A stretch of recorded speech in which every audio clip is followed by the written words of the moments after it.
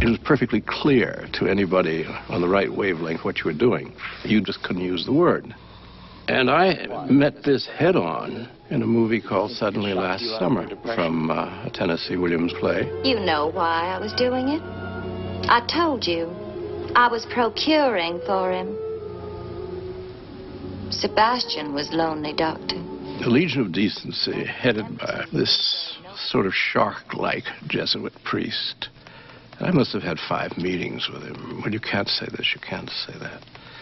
By the time we started to cut it, it was making no sense at all. Sebastian only needed you while you were still useful. Useful? I mean young. Able to attract. She's babbling again, babbling and lying. He left her home because she had lost her. Because you stole him. Lost her attraction. What would attraction have to do with a son and a mother? I'll tell you. Is there no way to stop these lies? Yes. Have my brain cut. It was like working under the Kremlin, you know.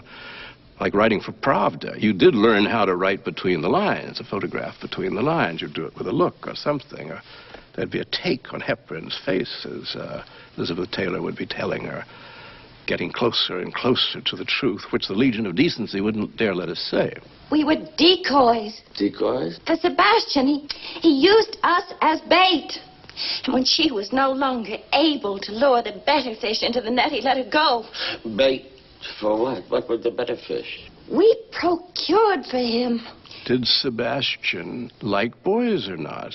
Well, the fact that he's eaten up at the end by... admittedly, Tennessee occasionally went over the top with his dramatic effects. When he tried to escape from those streets, down those little side streets, between the buildings, they came from everywhere. So the only way was up. Sebastian Venable was the perfect homosexual for his times, one without a face or a voice. Since he lives as a monster, he must die as one, in a scene reminiscent of an early horror classic.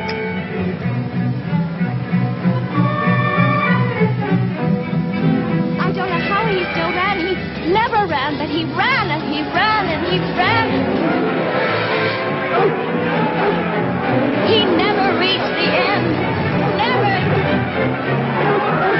They overtook him. He screamed just once. Then I...